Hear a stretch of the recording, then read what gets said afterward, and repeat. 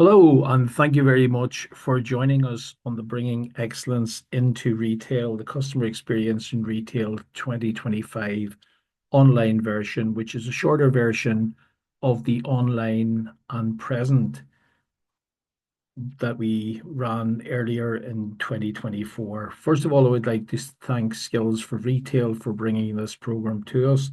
And this has been co-funded by the European Union. So our appreciation to both of those organizations for making it possible to be here today and to present this to you individually or in a group setting, whichever way you're joining us today.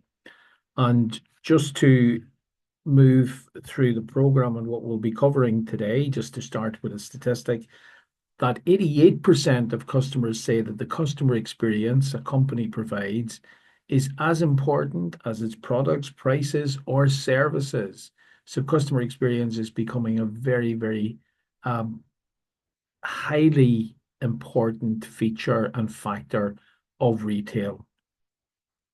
So in a few minutes' time, I'm going to just do a quick introduction. It's about you. It's not about me, but just to give an introduction, we'll look at the objectives for this short course. We'll look at measurement of standards.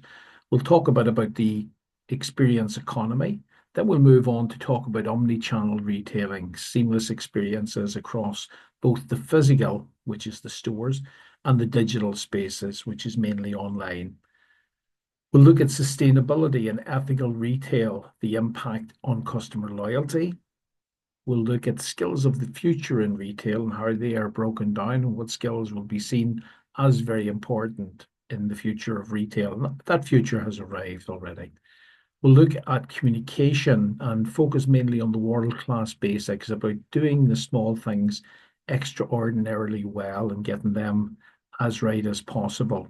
We'll then look at the six pillars of customer experience before we do a summary of the course and bring it to an end. So the main objective, as I suppose, today is to bring you as much learning and as much perspective, and your perspective is equally as important as the learning. This is not about me telling you what to do. That just does not work anymore. And really, what it's about is about us sharing information, relevant, updated research, passing things on to yourself for you to interpret that and create your own perspective and then bring it into your place of work. So first of all, my name is Charlie Boyle. I'm going to facilitate this online session and I'm working through Retail Ireland SkillNet and Skills for Retail on this program. So again, my thanks to them for asking me to come along and present this short online course. And of course, recognizing our co-funders of the European Union. And the European Union have been fantastic in supporting different initiatives for retail in Ireland, including this one.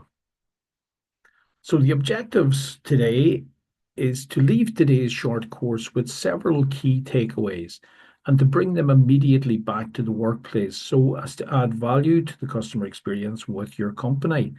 And it is also to increase your curiosity in lifelong learning within retail, with many of the skills transferable to other sectors, of course. So this is about you. This is about several key takeaways, taking them back to your place of work and increasing your curiosity from this course and promoting that whole idea of lifelong learning within retail. So we're going to look at and talk about a measurement of Ireland. If we took Ireland as a business, if Ireland was the island of Ireland was a business, how would we measure that today in terms of its customer experience? And that could be in restaurants, in our retail, in our hospitality, in tourism. It could be in our public services. It could be in our, bus or transport services.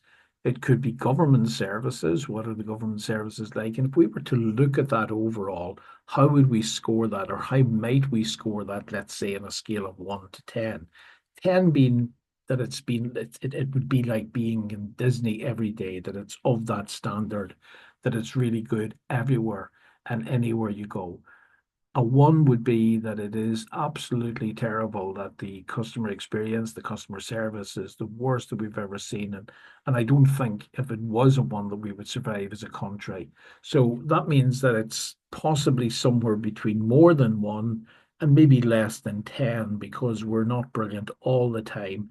And although we might aim to be as good as the likes of Disney or some of the world-class great providers of customer experience, we may not be able to achieve that consistently, and we may not be doing that. So if you think of a figure then between 1 and 9, where would you say we are? And you might just reflect on that before we move on. We don't have a measurement as the real reality of it, but this is just really to stimulate our minds to reflect on how do we measure customer experience. So the figure that you would give in a scale of 1 to 9, uh, just write it down on a piece of paper. It's neither right nor wrong, but it's the one that you would have, or just maybe think about that figure and keep it in your own head. When we've done this online, the average that we have come out with is around 6.2. So some people will say it's as low as 3, 4, 5. Some will say that it's further up, that it's 7, 8, but 6.2 seems to be the figure. So if you had a figure of around 5, 6, or 7 in your head, well, that's what the average of those who have attended this course before are saying that it is. Now, if we move on and we look at the measurement of your business, so whatever retail outlet you're with, whatever business you're with, whatever independent store you're with, if you think of the measurement of your business in the same way, what's the customer experience? What's the customer service quality like? Again, on a scale of 1 to 10. So one would be that it's terrible. There's complaints all the time. You're always having, you know, items left back. People are leaving and saying that the staff are rude and you can't retain customers. That would be a one. You probably would not still be in business if you were constantly a one. A 10 would be, again, that very, very high standard, that world-class standard that is shared by the great and good. And it's one that you can achieve consistently at a 10. Very few companies achieve it, but yes, it is the aspiration, that's the ambition for many of us to achieve that very high standard. So if we're neither a 1 nor a 10, where are we between a 2 and a 9? Where is your business? What's the quality of customer experience? What's the quality of customer service? And if that figure is in and around a 6 or a 7, that means it has a bit of movement upwards to do. When we talk about customer experience excellence, we're talking about a figure of 8.5 to 10 consistently. And that's the area that we need to get into. So if it was in percentage terms, it would be 85% plus consistently, or if we're measuring it on a scale of 1 to 10. So if we're slightly below that, if we're a 7 or a 6 or a 5, is that good enough? We would say it's not in a very competitive market. It's also an opportunity, if it is only 5, a 6, or a 7, there's a huge opportunity if we can move that figure up, and if you can move that figure up with perhaps a few of the items that you might come away with today, well, that means, according to the consumer and what the customer is saying, is that the customer experience is as important as the product and the price or the service that you are providing. That is how much an impact customer experience has on the consumer.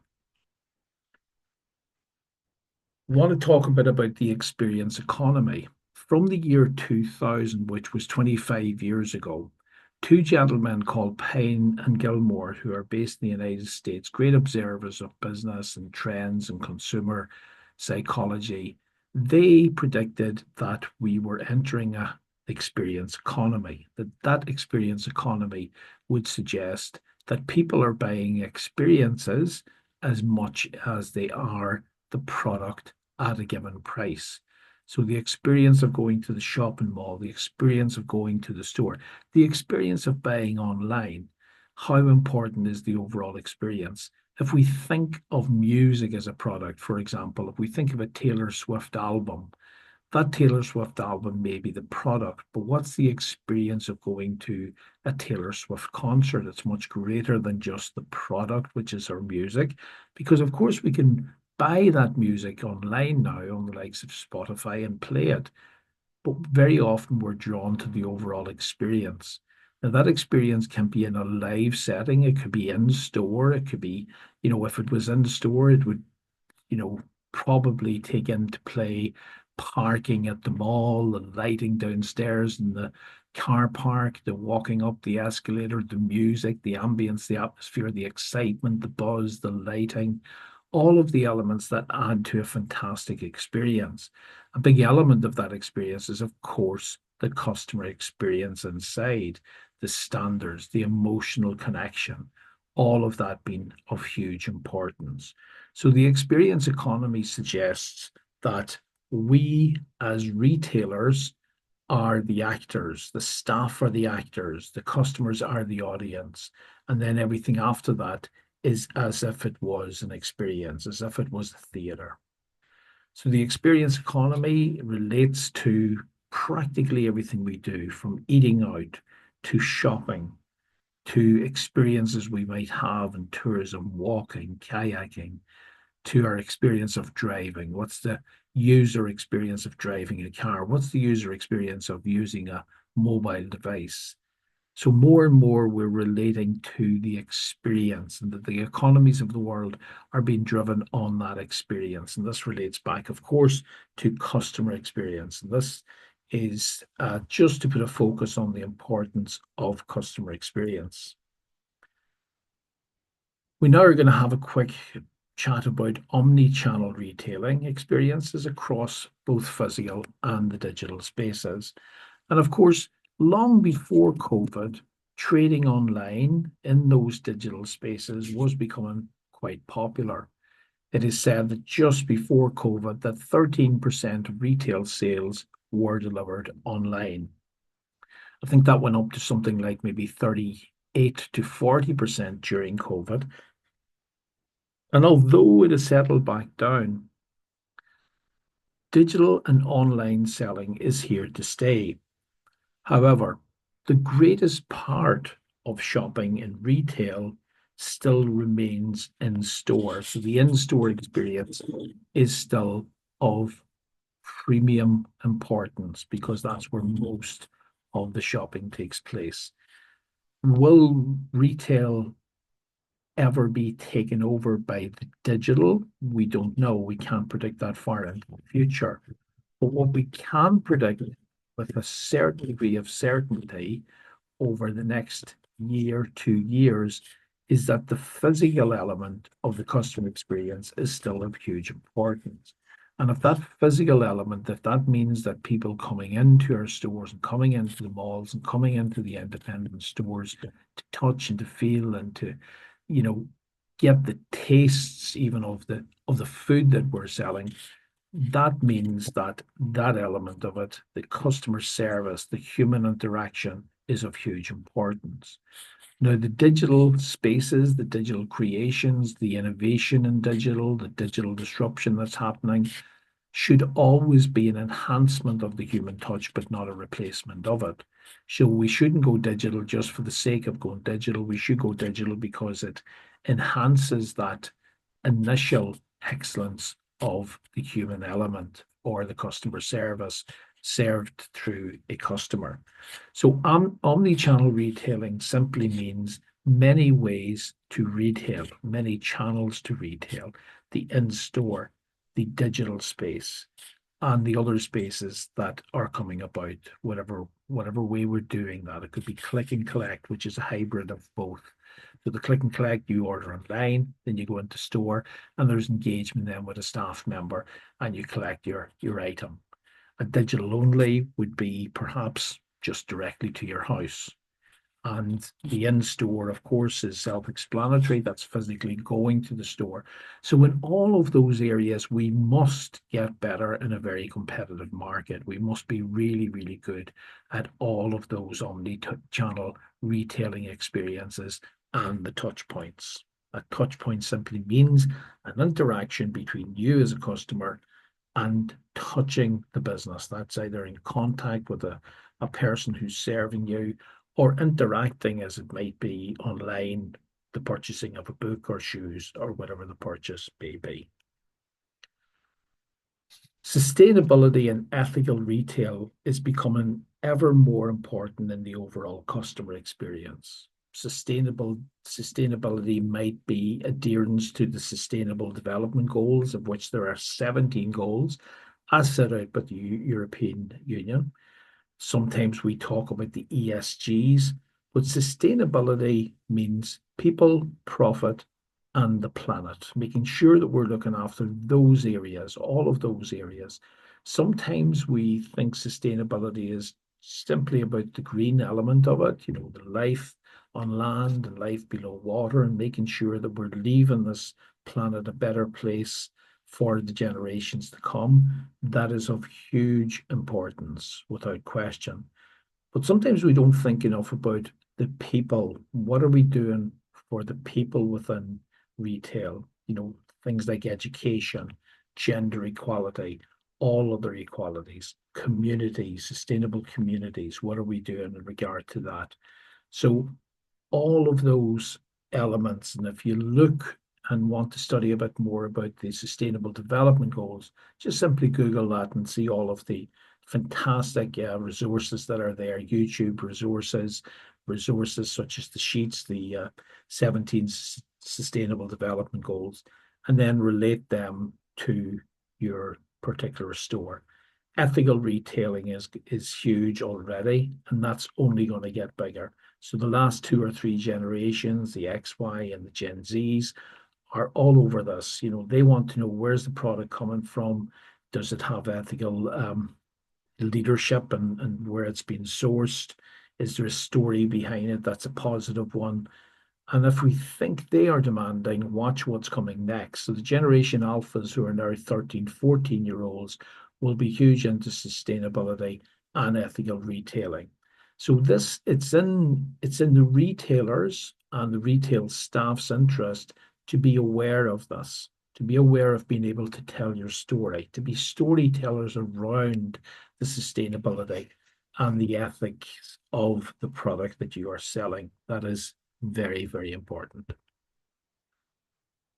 Steve Jobs, of course, said that technology should always be the enhancement of the human touch, but not the replacement of it. And when you think of it, Steve Jobs had most to lose because he was pushing the digital agenda. But he pushed the digital agenda in a very responsible way. And what he was really saying is it must start with the customer experience and the technology comes after that, not the other way around. Sometimes what we do see is we see a rush to use something digital without thinking it through. Does it enhance that human touch, or is it replacing it? And if it's the latter, if it's trying to replace it, we've seen quite a few failures there. So technology, we should be embracing it. AI, we should be embracing it. It's here to stay, but it's making sure that it works alongside and with responsible humans, of course, driving the technology and being responsible for it and making sure that it works alongside us. Again, just a reminder of that opening statistic. 88% of customers say that the customer experience a company provides is as important as its products, prices, or services. And that's a huge statistic, again, brought to us by Salesforce Research just over 18 months ago. And that figure holds fairly firm in recent revisits to the research. So in other words, only 12% of people say the customer experience is not as important as the products, but 88% say that it is as important.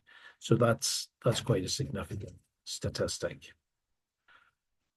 We want to talk about the retail skills of the future and how we would break them down into product knowledge, digital skills, and human skills. So if you think of yourself as a staff member or as a manager or retail owner, the skills that we're going to need from now on. And this future, when we talk about the future is not in 5 years' time. The future is this afternoon. The future is tomorrow morning. What percentage of product knowledge do we require to work in retail? What percentage of digital skills do we require, and what percentage of human skills we require.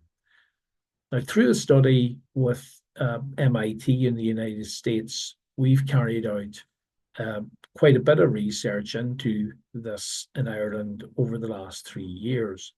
And at this minute in time, in retail, what retail is saying back to us, and when I say retail, this is staff, managers, apprenticeship, people who are in degree courses, and courses that I've delivered myself or my colleagues have delivered.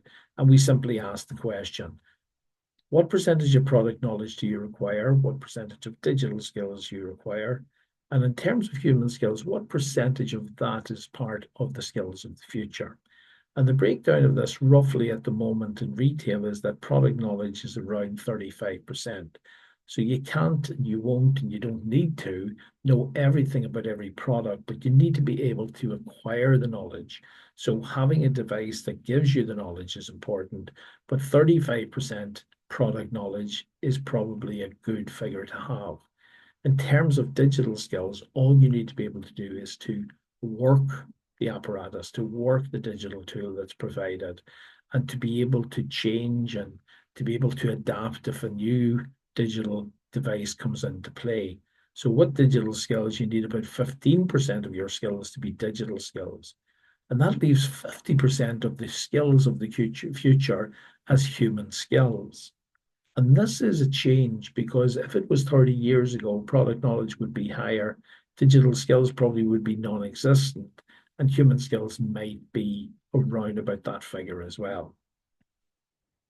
So when we talk about human skills, here are the human skills that we have identified that are of importance. The interpersonal communicating skills, mainly between maybe staff and a customer, are in the top left under interpersonal communication skills. The leadership and self-management skills are for those who are aspiring to be leaders and to be managers, to be supervisors, or indeed those who are natural leaders, but not by position, but by behavior. We then look at specialized knowledge, and there's a short list there, but very important: digital integrity, ethical judgment, and integrity and sustainable awareness. And then in the innovation and creativity section, we have things like adaptability, growth mindset, design thinking. So again, on these slides, what you might do afterwards is you might pick out 8 of those skills, and they don't have to be 2 from every box, but you might pick out 8 of those human skills that you might want to develop yourself. And that can be something that could be perhaps a piece of self-development for yourself. You might look at that and you might look at this as if it was a menu that you went into a restaurant like TGI Fridays and you decided, okay, I'm going to pick 8 items on this. And these are the 8 items that I'm going to work on for my own self-development. In other words, something like, let's say it's having a difficult conversation. Let's say you have difficulty having a difficult conversation, but it's something you wanted to get better at. Well, that might be a self-development or a personal development goal. So the human skills are simply written here to give you that guidance. So remember what we're saying. We'll just go back to the previous slide. Product knowledge, 35% of the product knowledge you're going to require in store is at that figure, 35%. I can't really help you with that because, again, different retailers will have different stores. Digital skills, you're going to have to work the till, you're going to have to work maybe ordering, how payments are taken, other screens to be able to get the information perhaps on the product knowledge. But human skills, they fall all into this box and this slide. So again, interact with the slide. Don't be afraid to use items like Google Scholar or other search engines, which will give you a deep, meaningful reading of that.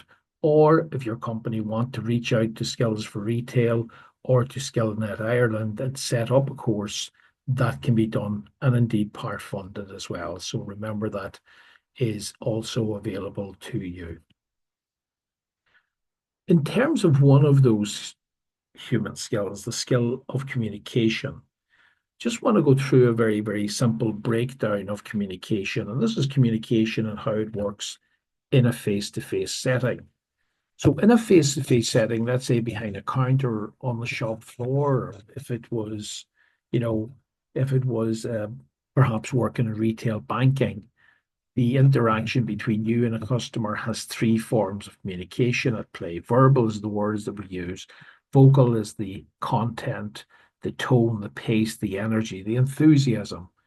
And the non-verbal is also known as the body language. Now, what I want you to do before we go on to the next slide, if you have pen and paper, is I want you to work out what you believe is the breakdown in percentage terms of all three of those. Now, all three of the percentages must add up to 100, but please don't write down 33, 33, and 33%.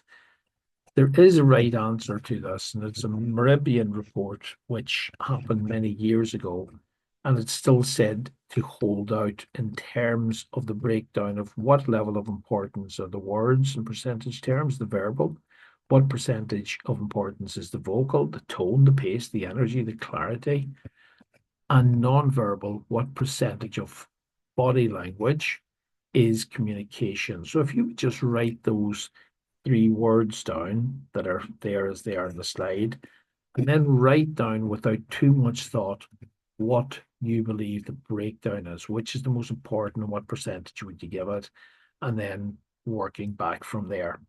And in about 20 seconds, I'll stop talking and I'll show the next slide, which gives the breakdown of that. But if for the time being, if you don't have pen and paper, if you're maybe watching this as you're traveling on a mobile device, just think to yourself, okay, what level of importance are the words that I use? What level of importance is how I use those words? And what level of importance is the non-verbal? So I'll just give you a couple of seconds of silence while you do that.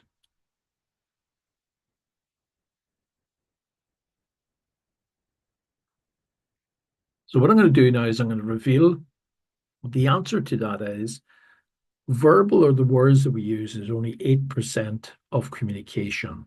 How we use those words is 38%, and our body language is 54%.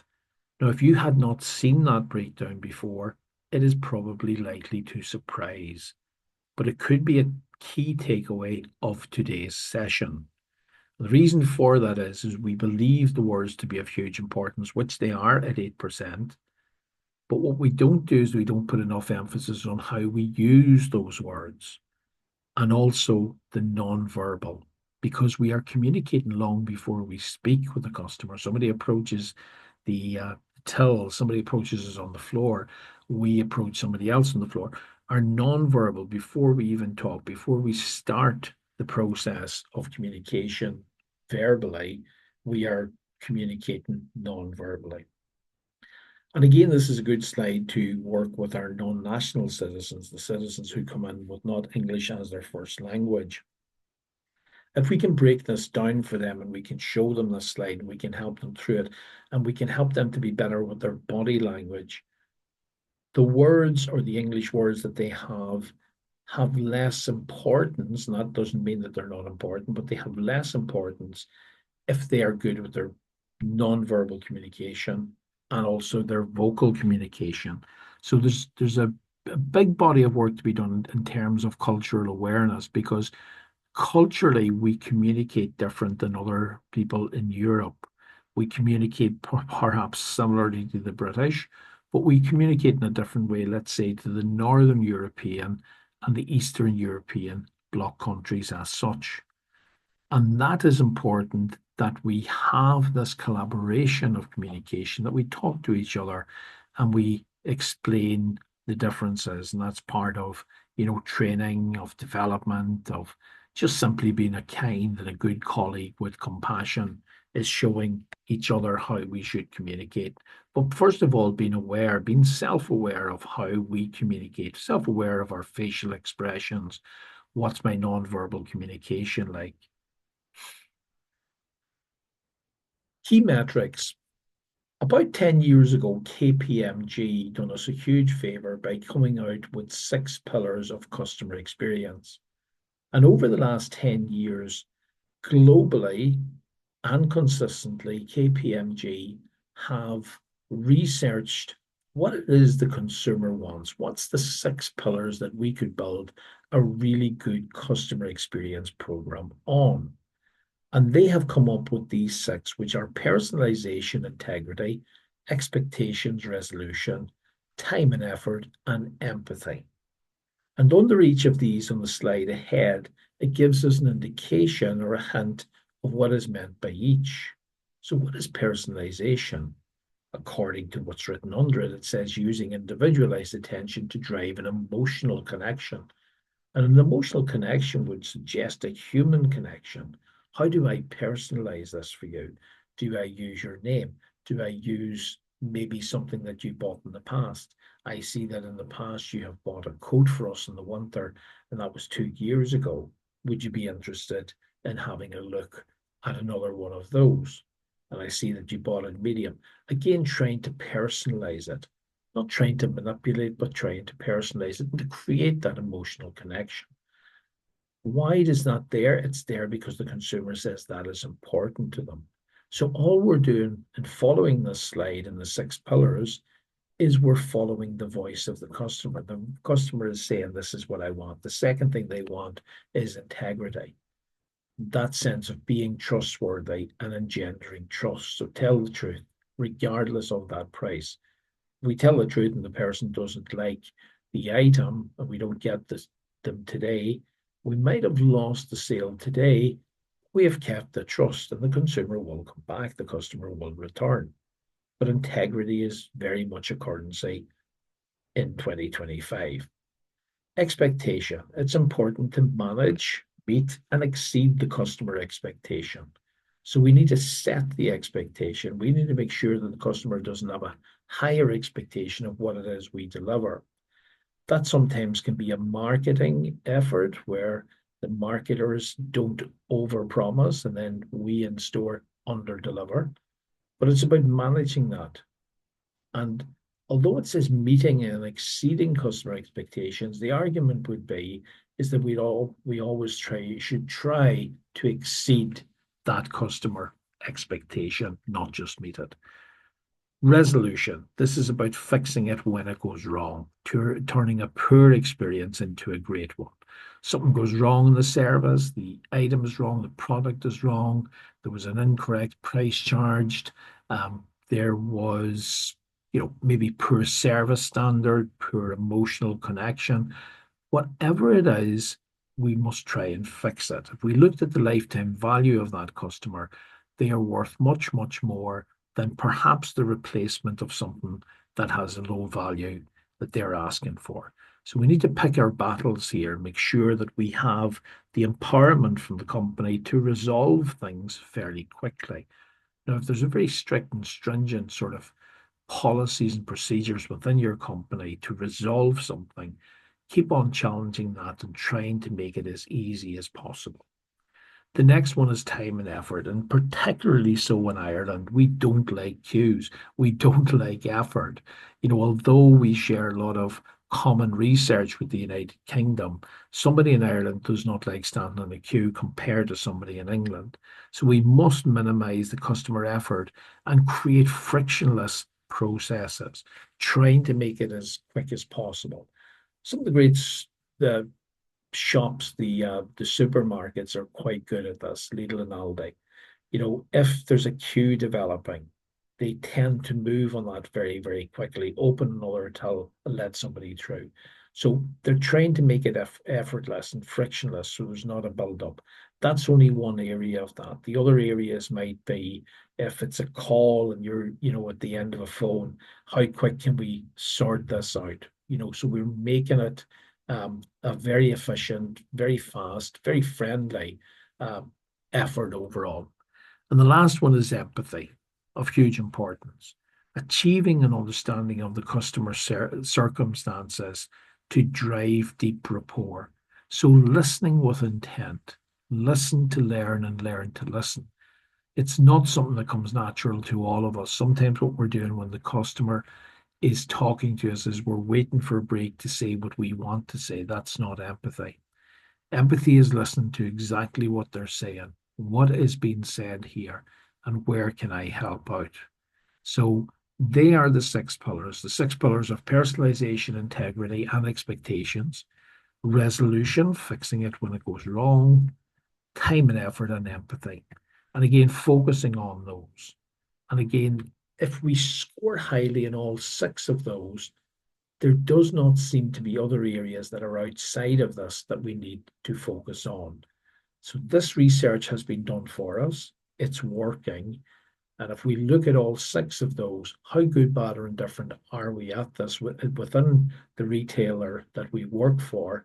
And then secondly, within ourselves, me as a professional, how good am I at each of those? Are there areas here I could improve at? So that's about taking accountability for my self-development and looking to see where I could improve. And rather than saying, oh, the company doesn't give me this and I can't do that, what can I do to make this better? And then again, challenging the business to be better at resolution, to be better at time and effort, to be better at the personalization, because you are getting the evidence now, you're getting the information. So how you interpret that and how you use it in the perspective is important. Don't be afraid to go back and challenge your business on this and say to them, look at this is important because the consumer is telling this in research every year. So these 6 pillars are central to what we're talking about in this session today.